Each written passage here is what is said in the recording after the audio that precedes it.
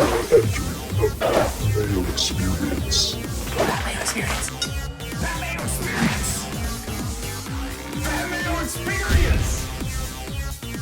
Experience. Welcome to the Pat Mayo Experience, digging in back into football, real life football today. Not just that fantasy stuff that we talk about primarily on the Pat Mayo Experience, but we're going to be breaking down the NFC winners and losers through trades in free agency thus far. Obviously, there's still a draft to happen. Obviously, there are still free agents that can be signed. These teams are not finalized right now, but hey, it's never too early to talk about this stuff. It's fun to talk about this stuff. So NFC today, AFC will be coming at a moment in the future, hopefully at least. So make sure to tune back into the Pat Mayo Experience to check that out. And I have some incentive for you to do so. So number one, if you want to get into a draw for a $100 DraftKings dollars, subscribe to the Pat Mayo Experience audio podcast. Leave a 5-star review, DraftKings handle, and something you enjoy about the Pat Mayo Experience. Maybe even go download a few of the shows that are up there too. Boost them numbers up, and you'll be in a draw for $100 DraftKings dollars. You want to get into a draw for 20 DK bucks? Smash the like button for the video. Leave your DraftKings handle in the comment section, and you give me your NFC team that you think is the big winner from the offseason and the team that is the big loser from the offseason, and you'll be in that draw for 20 DK bucks. As long as you put in your DraftKings handle, of course, like I mentioned. Joining me on the show today to break this all down, a real footballman, co-host of the Pick Six podcast on CBS Sports, Will Brinson. What's going on, man? Pat, what's going on, buddy? Thanks for having me. Long-time listener, first-time guest. I got to tell you, this Corona thing, I'm not making light of it. I'm being dead serious when I say this. Did it really, golf season, really? Because I was sort of locked in on DFS and had started to get my models cooking in golf, and was even tell my bosses, like, look, if you want to move me to golf, I'll do it. I'm kind of enjoying it more than football right now, and I just need to sort of hone in on figuring out my lineup, how to get lineups put together, and then bam, no golf for the next I don't know, 8 weeks. At least 8 weeks. I mean, I think they're talking about Byron Nelson as being the first one to come back, and even that seems a bit far-fetched at the moment. Yeah, I mean, I know like the Wells Fargo in Charlotte at Quail Hollow. I think is that 2 weeks after the Byron Nelson? I mean, the problem is they need 3 weeks to set these tournaments up. So like you're putting yourself, like, you can't even get, you can't 3 weeks, like you need 3 weeks of people on the ground setting these things up, and everybody's quarantined. So it's just not going to happen. I just hope we get some version of the golf season at some point in June or July. Yeah, listen, a return to everything will be terrific. I don't think we're going to see NHL. I think that's done. I can see MLB. They're talking about, like, oh, we can just do a 150-game MLB season. We'll play double headers all the time. Like, that's not happening. So, like, condense it to, like, a shortened season, like an 80-game season, whatever it might be. Start up in August and go through, like, October if that's viable. At least up here in Toronto, they can play inside the dome, so you can almost play year-round if you really wanted to. But, like, it's the football season that scares me the most because I don't think it's going to start on time. Wow, really? Yeah. I feel like October would be my guess. Oh man. So you think it's going to be, I think what's more likely to happen, and I'm not a scientist or a doctor. I just went to school for a very long time. No. That is that you were like just breaking the fourth wall with me here. Like the facade is now over. Like I thought you were Dr. Will Brinson. Some people think that I am a doctor, a medical doctor of sorts. My diagnoses on the Pick Six podcast draw rave reviews. Bro football doc is what Ryan Wilson called me. Just some bro who thinks he knows what he's talking about. No, I mean, I think that the thing I would be concerned about is a secondary outbreak. If you go back and look at the 1918 Spanish influenza, if you will, the secondary outbreak was actually more deadly. The one that came in October 2018, I think, was the most deadly month of the Spanish flu, even though it originally started back during flu season. See, that would be the problem. Like, even if you played it without fans and there was a second wave, it just takes one person on the team to get it, then everyone's got it, and then the league shuts down again. Like, you would want to at least have as many provisions in place where it would be very unlikely to break out, because what are we going to do now? Like, oh, like everyone on the Atlanta Falcons has COVID. Well, they can't play their games this week. It's like, okay. So what do you do with the season then? Well, yeah, right. And then like, it's like, let's say the Saints are fine and the Falcons are not, and they're scheduled to play. Do the Falcons forfeit? Is the game kicked back to like February? What, how does this how does this work out? I mean, maybe this is nature's way of telling the NFL owners that 17 or 18 game seasons are not meant to be. Maybe so. I wonder if there's I know they would want to try to maximize all the money out of this. Could you ever see the NFL going to a shortened season? Like they play 10 games or something like that? Maybe 12. Yeah, I could see that. I mean, they did that with the strike shortened season when, oh crap, what's his name? The kicker for the Redskins won MVP in 87.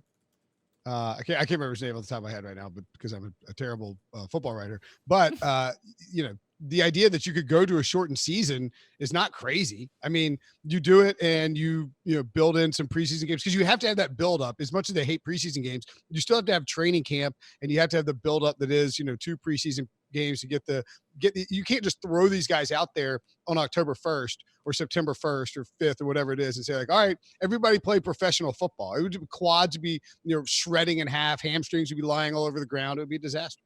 Yeah, Mark Mosley is the guy in 82. Mark Mosley, that's it. Thank you. 82. Yeah. All right. You know what? I've decided that anything related to my brain cannot be held against me once you've been locked in your house for 72 plus hours. Well, put it this way. If you're coming on this show, this is not your show. This is my show. So you can just say stuff and it can be wrong and just pretend it's fact and people will believe you.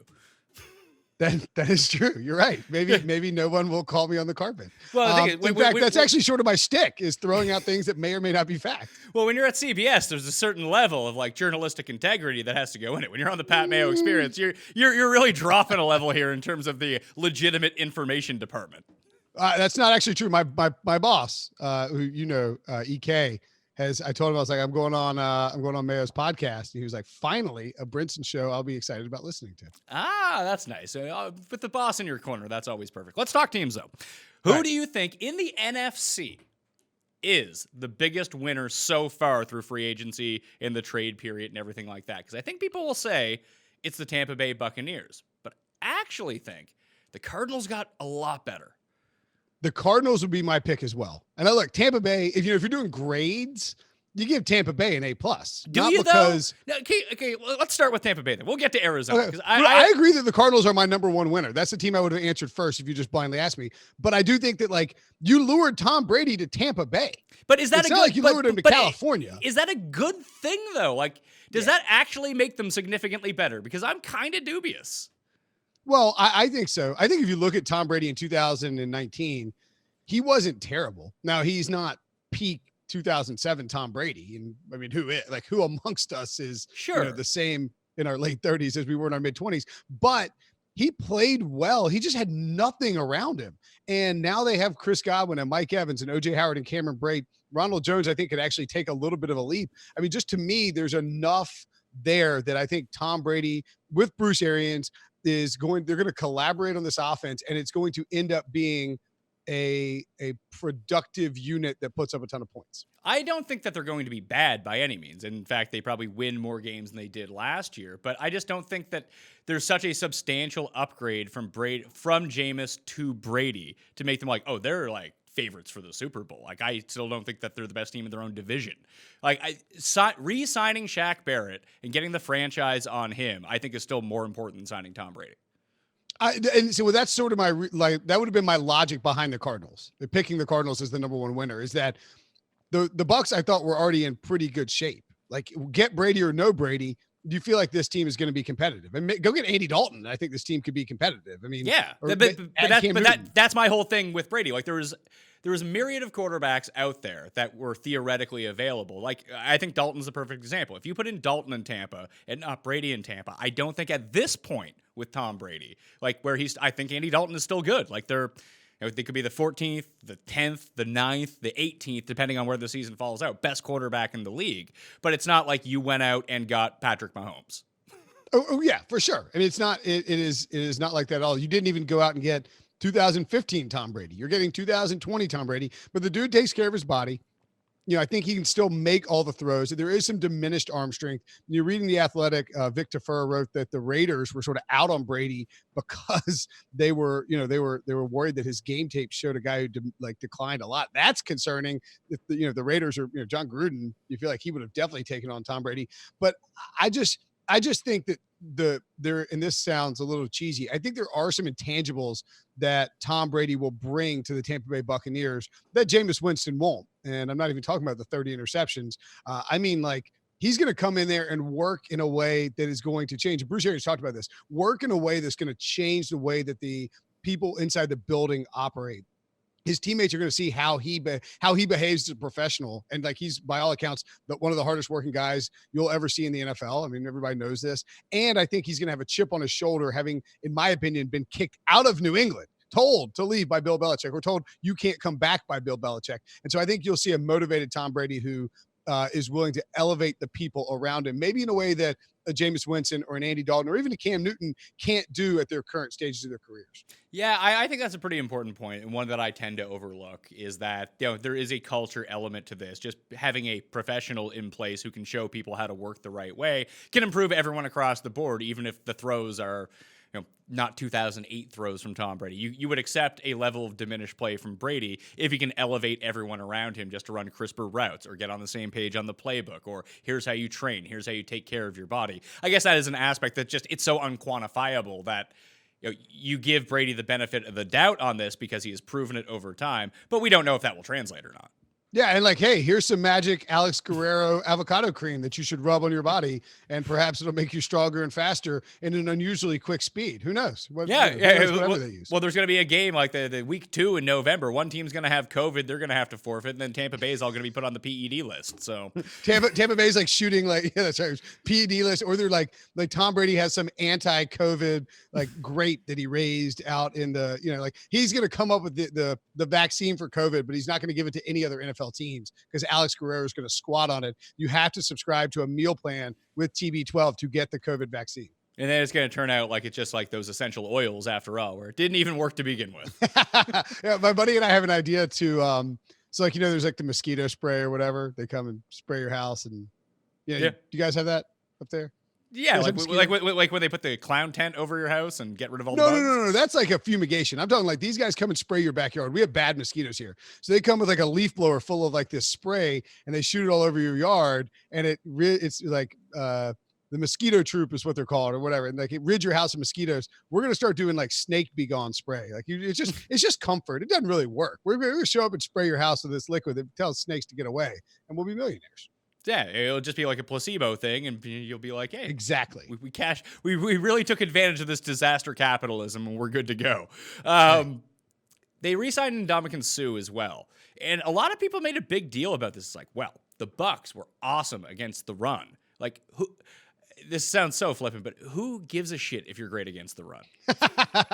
Well, that's the thing. The weird thing about Tampa Bay's defense. And they did leap into the top 5, I believe, of DVOA by the end of the season. Overall, they were the best team against the run. But there's like a catch to that, and I think that people get lost in it. They were good against the run, and they had good personnel against the run. Ndamukong Suh is fantastic. Vita Vea took a leap forward last year as a run defender. However, when you are a Swiss cheese grater against the pass, and you have the best passing offense in football, you're going to be good against the run because everybody's throwing on you and you're throwing a ton. So people are trying to keep up, and they can easily throw on you to keep up. And you're involved in all these wild ass games where it's going back and forth, and James is throwing pick sixes, and you know, the other team is winging it up and down the field, left and right. They were the go-to team for fantasy offenses. Like, you picked a team playing the Bucs in the passing game for fantasy each week and for DFS. And so I think that part is a little misleading in terms of how good they were against the run. And as you point out, like, great, you can stop the run. If you can't stop a team from passing in 2020, it's irrelevant. Yeah, like I think they finished 12th in pass DVOA, which is not bad by any stretch of the imagination. Yeah. But as I always kind of point out on the show, it's really hard to predict defense year to year. Like the year that the Jags probably should have went to the Super Bowl, but lost to the Pats in the AFC Championship game. It's like, oh my God, like this defense is going to be the defense. It's like defense doesn't work that way. It's really hard to repeat as a very elite functioning defense, especially not only in like 2 aspects, even in 1 aspect. So if you're the number 1 run defense coming back from last year, and yes, you have basically the same personnel coming back in, which is great, but just there's certain things that need to break your way. There's a certain amount of health that you need, that if you go from 1st to 7th, all of a sudden you're not good anymore. And if you're the 12th best pass defense, you go to like the 18th pass defense. Well, your defense sucks at this point. Yeah. And it's easy to drop off. You're absolutely right. Like I don't think that Football Outsiders, we're not deep enough into the offseason for them to have done adjusted games lost for 2019. I'll be curious to see exactly how many the Buccaneers end up with, because that can sort of pretend luck. You're going to regress to the mean if you're very healthy. I do like what they did on defense. So like Devin White to me was a guy who flew under the radar as a possible rookie of the year candidate. He's sideline to sideline, makes an impact. Levante David, criminally underrated for almost a full decade at this point. You have Shaq Barrett and Jason Pierre-Paul, who you brought back. And in theory, these guys in the secondary should get better. Todd Bowles is capable of getting pressure on teams without having to, just rely on like a 4-man rush. He's good about generating pressure. He's worked with Bruce Arians for years and years, and his defenses didn't take a steep drop off in Arizona when he was under Arians. So I sort of trust him to keep it up a little bit.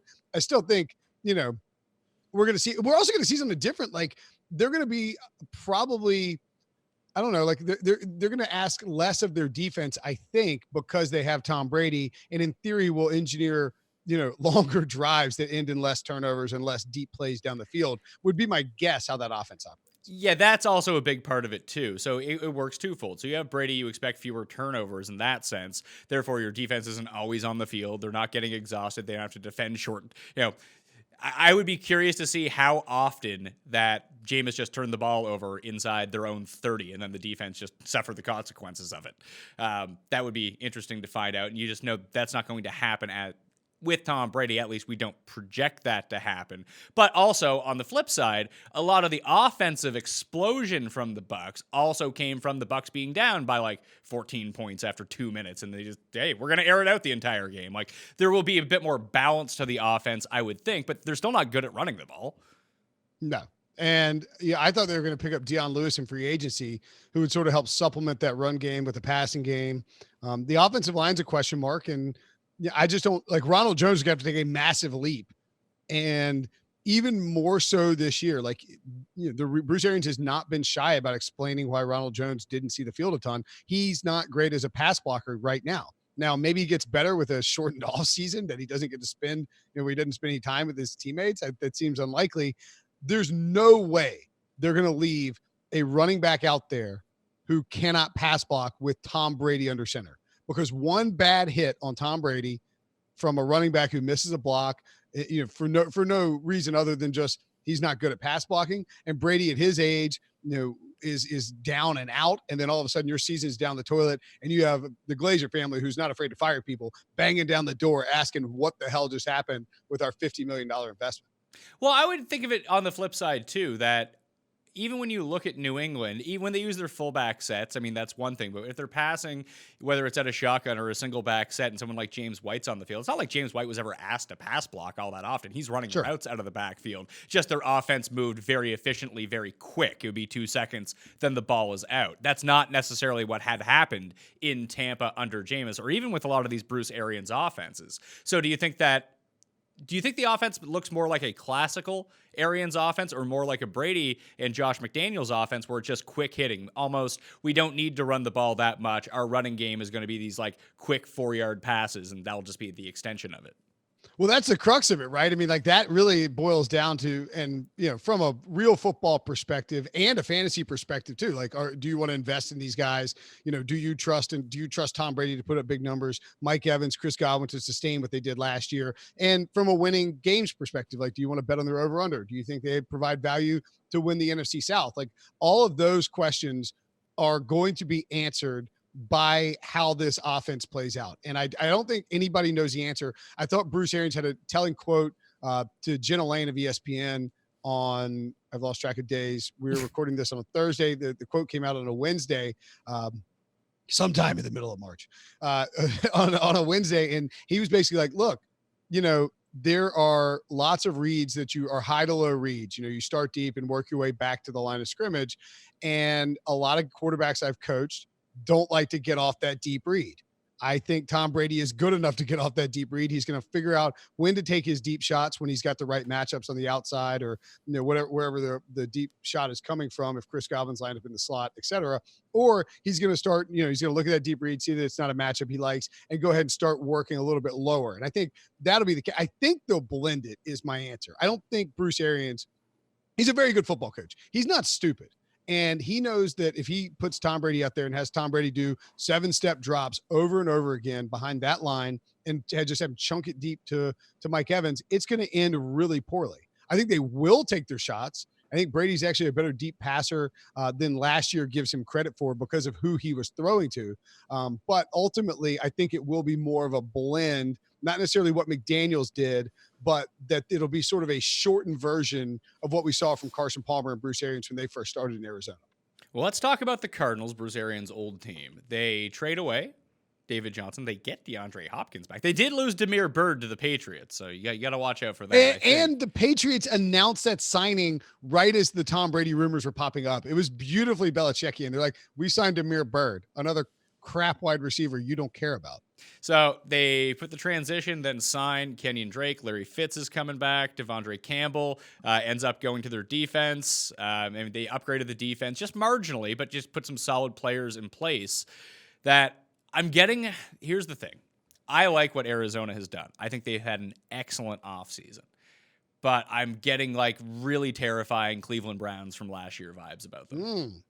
Just everything. They bring in the big receiver. They have a rookie quarterback who looked pretty good year one. He's going to take the leap in year two. We're all excited about it. The other teams in the division either haven't done anything or kind of got worse. Like, it's the time for Arizona. Like, I can imagine that when people like the Niners will be the favorite in the division. They're the betting favorite right now. But there's going to be a lot of people once like picks time comes around that are going to have the Cardinals winning this division. That I do see downside with it, despite the fact that I love how they've basically won the offseason. Yeah, and let's not forget it's Kyler and Baker. If you're making the comp, right? It's like the guy, the guy who was at Oklahoma right after Baker Mayfield. So that does sort of add up. That is terrifying as somebody who was. And like, I don't think I'm going to like sneak the Cardinals under the radar, although Kyler Murray's MVP odds are at least enticing. They didn't get jacked up like Baker's did last year. Well, yes, they did. They're down to 20-1 now. Oh, 20-1. Okay. They are jacked up. I guess I haven't been paying enough attention to that. They were like 60-1. The Cardinals are 60-1 to win the Super Bowl at least. Remember, the Browns got to like 15-1 at one insane point during the Cleveland hype. I would say the biggest difference for me, and I like your comparison. I think it makes sense, especially with the hype train. The biggest difference for me is that Freddie Kitchens is a bumbling moron. And I think Cliff Kingsbury, with a year under his belt, A, already has more time than Kitchens as a head coach. B, isn't learning how to be a head coach on the fly. And C, showed a lot of promise down the stretch last year, both in terms of his game management and his play calling in real time. Like, I thought he got a lot better. I had major questions about his red zone decision-making, his red zone play calling. Oh, hold on. That early on in the season. Are you saying it's not smart to kick field goals from the 1 yard line like I am 8 saying times that, in a Pat. game? Yes. It's like, it was infuriating. It's like this young, like brash, like handsome sunglass wearing memorific, coach comes from college. He's like, yeah, I'm here to, party and be like really smart. And then he's like kicking field goals from the one. It's like, what are you doing? How can you have that level of like, how can you exude that kind of testosterone walking around and then kick field goals from the one? Like, that doesn't add up in terms of a testicular fortitude type of math equation. It's just really weird. We had 2 bets for the first 8 weeks of the year that I think cashed 7 of 8 weeks because we give out the props on the show Sunday morning. It was Josh Allen over rushing yards and Zane Gonzalez over total points.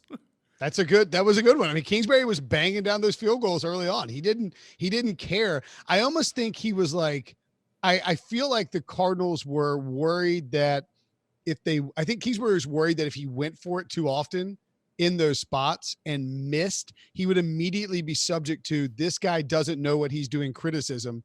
And so despite what might be his typical mentality, he did play scared and he did kick, and he kicked early and often. And that's my only theory on that, because I feel like he loosened up a little bit, went for it more on 4th down, got a little more aggressive in the red zone later on in the season. And I think Kyler's going to be good. And the 20-1 is a little nerve wracking. It shouldn't be that high. He's like the 5th fantasy QB off the boards when you do these mock drafts.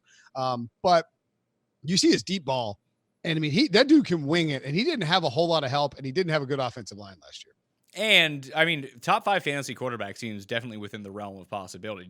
Sure. And that's also the one thing too, just even circling back to Brady a little bit. And I can see that I don't think that the Patriots are done at quarterback. I think they're going to go get either through the draft, one would hope not, whether it's Jalen Yaherd or whether they just go sign someone. They signed Cam or something like that. But it just strikes me as you look at all the quarterbacks who really, I mean, Garoppolo, even he has, like Shanahan uses him in a way where he can use his limited mobility to his strength. Like they can run these 4th and 1 rollouts and like there's no one around him, but he has enough mobility to do that I think the Patriots see where quarterbacking is going. And this isn't like, it's a conversation that seems to be had like every 10 years or so. It's like, oh, Randall Cunningham has changed the way that people play quarterback. Michael Vick has changed it. Dante Culpepper has changed it. But now half the quarterbacks are mobile quarterbacks. They're not statues like Tom Brady. That I think that was a lot of the impetus of letting Tom Brady go is they want to have at least a dual threat quarterback because you look around the league and,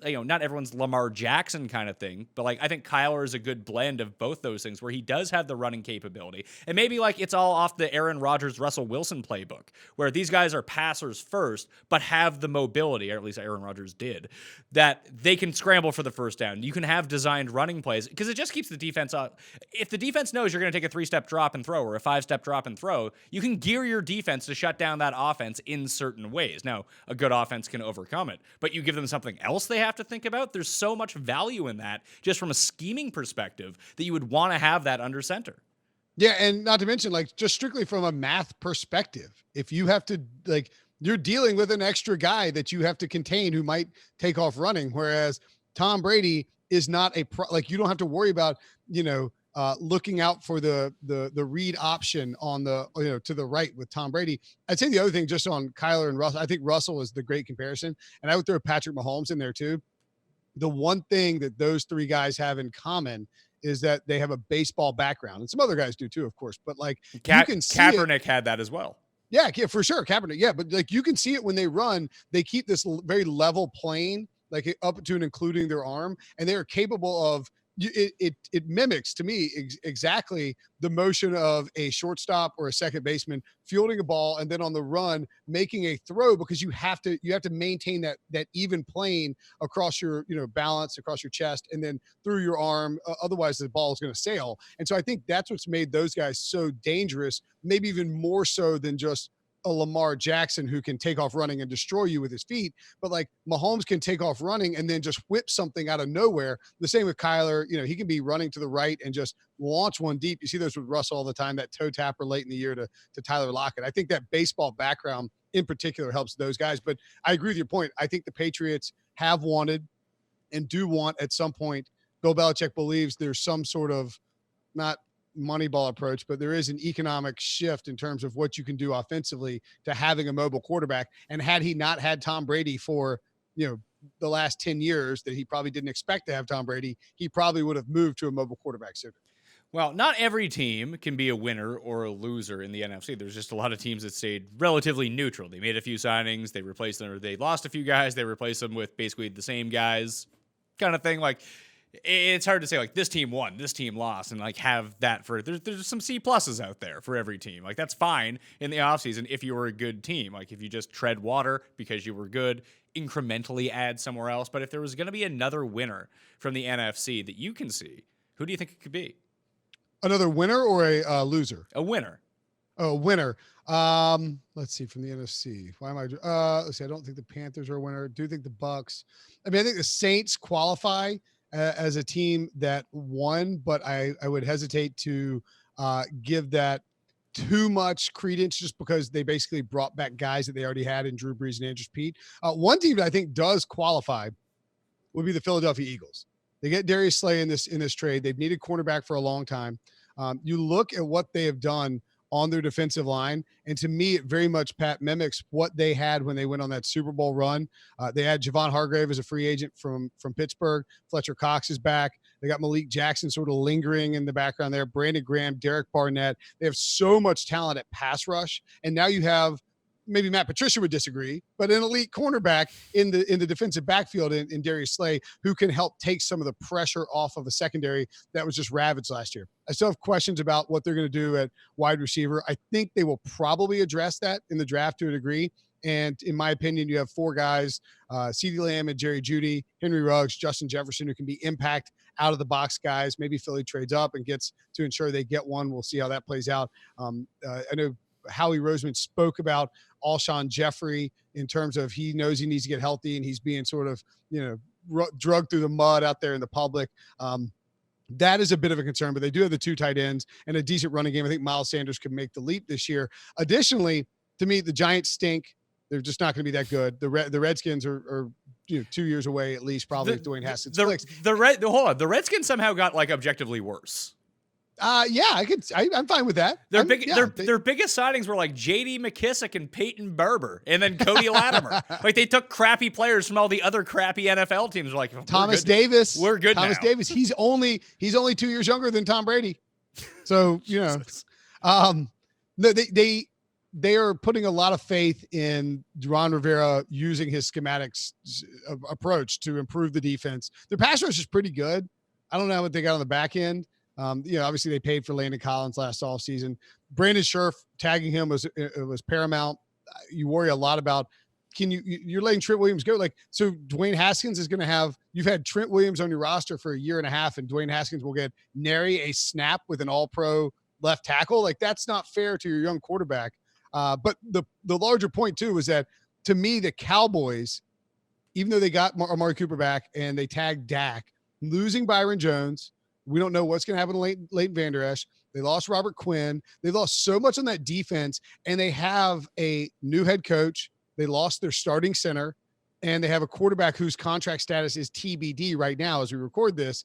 All of those things in what could be a very short offseason make me believe that the Eagles, with their continuity, are in a much better spot than anybody else in that division. Well, Gerald McCoy going there, I don't think isn't nothing. It's fine. It's fine. I mean, I think that Gerald McCoy is probably still better than Robert Quinn at this point.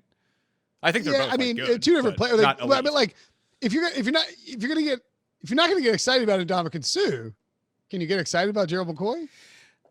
At least I feel like McCoy can get into the backfield and harass the passer. Suh doesn't even seem like he attempts to do it. Yeah, maybe. I mean, maybe he's not being asked to do it. Maybe he's that could be very much the case. Yeah, which would strike me as odd because that's that's his best talent as an interior. I think that in that Todd Bowles defense, not to go back to the Buccaneers, but I think in that Todd Bowles defense, it's sort of asking Suh to do less of what he does as an interior 4-3 rusher, if that makes sense. Yeah, no, I think that actually makes perfect sense. I mean, sometimes, it's always sort of the Belichick thing, and I think we see this with John Harbaugh as well, is we will identify how you can help out our system the most. If you just stick to what we ask you to do, and everyone on the field does that, all of a sudden we're getting 20% more out of the talent that's on the field. I think that's very sensible. Yeah, do your job, and if everybody does their job, then it's if you can't have 10 people rowing a boat in one direction, the other guy trying to row the other way, but it's not going to work. Yeah, and then you have those one-arm paddlers. I knew one of them in high school. And he had one real jacked arm and one little French fry arm. It was really bizarre. Rafael Nadal as well. His left is jacked. His right is his right smaller than his left? I've never noticed. I would say his left bicep is twice the size of his right bicep. Do arms pop up early on in your that is okay? Yeah, his left is much more jacked. Yeah, the right arm's a little more sinewy. That would be exactly right. I don't know, if you're a lefty and you play tennis and that's your predominant hand, I guess you would, do double the curls on that side. Maybe, but is he a lefty? He is a lefty. He's a lefty. He is a lefty. Okay, lefty. Have you ever played tennis against a lefty? One of my best friends. We play tennis a lot here. One of my best friends is a lefty. It is such a mind f because I'm sorry. You can swear. You can swear on this shit. It fucks with your mind because you're looking for the spin coming and as a righty, you're always going cross court trying to force somebody into playing their backhand. But when you play a lefty, you're just playing into their forehand. You're just getting ripped back the other way, just smash back. It's a disaster. Yeah, well, it's the old boxing philosophy is that you have to do whatever is counterintuitive to actually have the proper footwork and lean in the right way to everything. That's right. Exactly. It's sweet science. You apply it to left-handed tennis and you're good to go. I think the Bears got better. So I was Really? I was down on the Bears, and it's not necessarily because of everything that happened. I think they're a legitimate dark horse team in the NFC this year because they were everyone's. They stayed so healthy 2 years ago, and that defense was so good and opportunistic. And you just looked at it and you were like, well, Trubisky kind of reeks. I know he played okay, but I can see him going back the other way. That happened. They're not going to stay as healthy. That happened. And they generated so many turnovers. It's like, this isn't sustainable. But it seemed like everything went wrong for them last year, that they can rebound back a little bit the other way. And I'm not the biggest Nick Foles fan in the world, and I don't even know if he's going to end up starting. But if he is there to push Trubisky, and Trubisky can improve because of that, I think that's a big help. I do actually think for them, getting Robert Quinn to be an edge rusher is huge. Just more pressure and you don't have to just rely on Khalil Mack to do everything on your defense. That really helps. Get a bit more continuity on defense, not maybe where you were 2 years ago, but not be as banged up as you were last year. All of a sudden, this team is kind of scary. If they can get a plus out of their quarterback position, whether it's Trubisky improving or just Foles, like neutral Foles is a huge upgrade under center for them. That I think they can be pretty good. I think there's two ways to look at it. One, I would say that if we're looking at just the work that Ryan Pace did this offseason, I am not a fan of the deals that he made. Like, I don't like the idea of giving up any kind of pick for Nick Foles and that contract. Like, I thought the Jags were going to have to give somebody a second round pick to take the Nick Foles contract. And so the Bears taking that on, not a huge fan of that move. I don't disagree with your statement though, that Nick Foles gives them, especially because I believe, unless I'm crazy, that his John DeFilippo is in Chicago now, right? Or yeah, isn't he? Am I crazy? John DeFilippo, wherever John DeFilippo goes, there's a contractual obligation that Nick Foles must go there as well. It's the only two people that can work together with Nick Foles. So I think like that is a net plus in terms of upgrading the backup position and maybe upgrading the starter. And at the very least, it'll push Mitch Trubisky to get better this offseason and to try and come in and save his job and get that fifth-year option and maybe get a big contract. I wouldn't rule out Ryan Pace doing that. I hate the Jimmy Graham money, but I don't mind him as I just don't understand that at all. You already have like 9 tight ends on your roster. They have 10. They have 10. They actually have 10 on the roster. They have 10 tight ends. What the hell? Why do you need 10 tight ends? Just lots of blocking, I guess. I mean, it's not like Jimmy Graham could block. That one and the Jason Witten. That one, Jason Witten and Greg Olsen just make no sense to me. I believe, and somebody could correct me if I'm wrong here, but I believe that and now it actually appears that Bradley Soul is listed here. I believe that the Bears are the only people I've ever seen to use I use RLads for depth charts. I've never seen a team take up 2 full tight end lines on rlads.com, but here they are. Trey Burton, Adam Shaheen, Dax Raymond, Jesper Horsted, Demetrius Harris, Jimmy Graham, Ben Braunecker, JP Holtz, Eric Saubert, and Darian Clark. You could quite easily have some sort of like bar contest that, like name all 10 Bears tight ends and I'll give you $100. And there's no chance anybody's winning that money. So who did the worst of the NFC teams? Is it Carolina?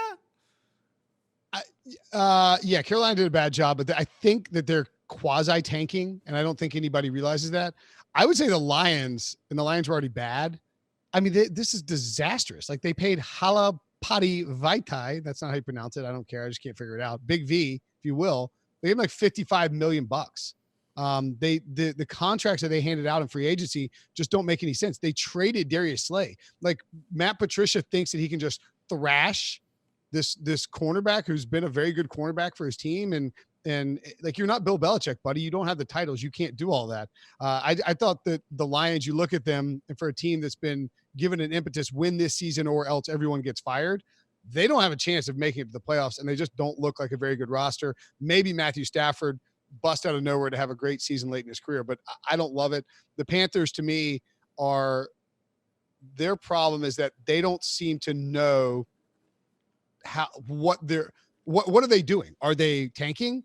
Are they trying to be mediocre? I think you could talk yourself into their offense being good enough where they could win 6 to 8 games, but that's probably the worst case scenario. This is a team that needs to get Trevor Lawrence in the draft if they're not taking somebody this year. I don't buy Teddy Bridgewater as necessarily a long-term option. I like him as a very, very expensive Band-Aid that knows Joe Brady's system because they work together in New Orleans. And when you look at the weapons they have with DJ Moore, Christian McCaffrey, and Curtis Samuel. Those are low A-dot guys. So they could fit really well with Teddy Bridgewater in terms of short yardage stuff, get guys in space, let them take off. But then Robbie Anderson out of nowhere. Yeah, like the deal is actually quite good. Like 2 years, $20 million. Like I think Robbie Anderson is a pretty good receiver. I just don't understand him on this team. Yeah, well, I mean, honestly, like it might even go back to, hey, you played college ball for me. I'm going to bail you with throw you a bone here. Because, you know, he played for Matt Rule at Temple. That's sort of the only thing I can come up with. PJ Walker, they added off the XFL. You know, he played at Temple as well. And so it's sort of a perplexing, like, I know that Temple team in 2000, either 14 or 15 won 10 games. They went 10-4. Like it was a good Temple. I don't know why they played 14 games, but they went 10-4, I believe. It was a good Temple team. Like winning 10 games at Temple, very impressive. But are we sure that we need to recreate Temple in the NFL? Like, is that going to work? And I think Matt Rule is a smart program builder. I just don't know that going all in on 2015 Temple is the move I would make if I were building a roster in the NFL. But so it's weird stuff like that. Then there's like, you know, trading Trey Turner for Russell Okung. Like you're giving up the better guy for a worse guy at this point. And a younger guy for an older guy, with the older guy having 1 year left on his deal and the younger guy having like 3 years left on his deal. It's a very nonsensical move. It feels, and I don't know how, it feels like they are transitioning, but doing it in a very cumbersome way. And they don't really know how to handle all of these moves, or like, I think they're scared to say we're just tanking because they don't want to bury Matt Rule in his first year. They don't want to, but wouldn't now make the most sense to, like, especially knowing that coronavirus could wipe out half the year anyway, that it makes total sense. You're getting rid of your superstar quarterback. You've cut him. He's now on the open market, a guy who was MVP for you. You have a brand new ownership team. You have a brand new coach. This would seem to be like, hey, we're blowing it up. No better time than the present. We'll blow it up, and, you know, maybe even by next. Look how quickly the Dolphins kind of not necessarily completely turned it around, but like they were a laughing stock after like 3 weeks last year. Now everyone's like, maybe it looks kind of all right. Yeah, and it's like you get Tua and you get like a receiver, and then, you know, some edge rusher in this draft class or an offensive tackle. Like all of a sudden, you're like, I can talk myself into the Dolphins winning 10 games at some point in the next 3 years. Yeah, I'm with you. And I think the thing with Carolina too is that when you just looked at the roster, there was an opportunity here to do what they did in 2010 when they just drafted Jimmy Clausen in the second round. Oh man, they didn't have a first round pick. Totally, and forgot. They trotted out Clausen for the whole year, and he sucked. Dude, that team sucked so bad. That was the worst offense you'll ever see. Jeff Schwartz was on that team. He'll talk about how terrible that offense was. John Fox coached, Jimmy Clausen led, disaster season. But they end up with the number one pick, and they get Cam Newton, and it sort of reboots the franchise for the next nearly decade. Now, they weren't great every year, but they had a Super Bowl run. They hosted multiple playoff games. They won multiple division titles. Like, that's what you should be thinking about is, if we suck this, like, let's just trot out Will Grier and Kyle Allen. And he's now traded, obviously, but you're like, hey, let's trot these guys out, see what we got in them. And when they stink, then you go and draft Trevor Lawrence first overall, and you hope you reboot. Yeah, I had completely like just wiped the colostomy bag from my memory, but now he's back. Well, I mean, if you're going to give Teddy Bridgewater, I know this is probably a really unfair comparison, but I think I would rather just start PJ Walker. I agree. Like, sign PJ Walker from the XFL. Have Grier, have Allen, or maybe don't have Allen, trade him to the Redskins, whatever. If you get a 5th round pick for him, that's great. But you go with PJ Walker, you go and you sell it as he's my Temple guy, and he was great in the XFL. You go with Will Grier, you let Teddy Bridgewater sign somewhere else, and then if you stink, and you got a high pick next year. Yeah, you save the money. I mean, it's 33 guaranteed. It's 3 years, $63 million for Teddy B, and he's too good to make you the number one pick is the problem. Exactly. They are going to be like I think I set their over at 5.5 wins. I would take the under, but I bet they get to 4 or 5 wins, and that's not what you want. And if he plays Teddy ball, where he's not turning the ball over at short passes, like there's a route where bad teams win 7 games every single year. Like it could be them. Now the division itself probably is a bit too tough for that. If Tampa's improved, New Orleans got either the same or marginally better. I actually think the Falcons got a little bit better too. Yeah, and the Falcons too. You know, Arthur Blank was actually on my podcast at the Super Bowl, but an actual NFL owner joined my podcast. It was insane. And he pointed out that continuity was very important to him. You know, trying to maintain continuity because that's what good franchises do. And I think looking back on it now, sure, in early February, yes, coronavirus and COVID was a thing, but it wasn't a thing like it is right now. Nobody was on lockdown, but I don't think he had the foresight to look ahead to that, but certainly having that continuity this offseason is going to be paramount for NFL teams, because there's a very good chance we don't have OTAs, that people are doing them virtually and doing the installs. And so if you're bringing a new coach and a new offensive system and everybody's trying to learn something new, you're not going to get the bonus days and weeks that you would normally get as a first-year head coach when the NFL grants you. Instead, you're probably going to be it's going to be training camp's going to be Jump Street, and good luck getting that install in from training camp to the start of the preseason. It's going to be really tough. Yeah, so the move is for virtual OTAs. Just call up EA Sports, work with Madden, develop your own proprietary playbooks, submit them to the Madden people, make them sign an NDA, and they give you your own version of Madden, which you can then distribute to your players and teach the playbook that way. That's actually a really smart idea. You should sell that to Madden. Yeah, I'm giving it out for free. Unfortunately, no one watches this fucking show. That's not true. That's not true. I know people watch that show. You know what? By the way, you know what I found? Like I was doing a lot during DFS season before it went away. Is we got like this new smart TV that has a YouTube app. I don't know why I didn't have one until 2020. It's kind of embarrassing, but like I really enjoyed. I would watch like you and Gup and Run Rick Good and of course like CBS stuff. But like you can access a lot of stuff on YouTube. It's amazing. Yeah, there's a lot of information and decent content on YouTube for free. Yeah, like I would fire up on Tuesday and Wednesday. I'd fire up you and Feinberg, and then you would have Rick on or whoever. Like you can soak in a lot of information. Like I would watch the Awesemo, their NBA morning show. Like that's what my wife would come back from working out, and she'd be like, why are these dudes yelling about NBA games? You write about football. What's going on? I'm like, don't worry about it. Don't worry about it. Don't have a new addiction. It's fine. It's funny. NBA is sort of like my comfort food sport. I don't cover it. I don't even really watch it all that much, but I enjoy consuming. The media for NBA is so good that I just like to follow along with the NBA through media. Yeah, I know. I'm with you. I gave up NBA for marriage actually because it was always like I think the finals are always during our anniversary, or it's just June, and my wife's like, "F you! You do so much. All you do is watch sports. You try to tell me that you cover baseball for a little while. That's a lie. These like every single college football game is a draft prospect. No more NBA. You're out on NBA." And so I gave it up, but now I'm sort of creeping back in. And I agree with you. It is like a nice chicken pot pie or lasagna, albeit in the summer. Well, that is our NFC free agents, winners and losers. We'll dig in deeper to the teams that we didn't talk about a few times in the future, because I have some thoughts on the Minnesota Vikings. And one of the reasons that I like the Bears, I think they can pass the Vikings this year. And we'll see what ends up. Yeah, and we'll see what ends up happening in the draft, too. I mean, like, if you're the Vikings and, like, Tajay Sharp's your number 2, probably not the best look for your offense, but we'll see. Maybe B.C. Johnson really breaks out this year. And maybe Big Irv, my guy, can finally, like, stay on the field consistently and average more than 2 targets a game. We'll see about all of this. Will, what do you guys got going on with your guys' podcast?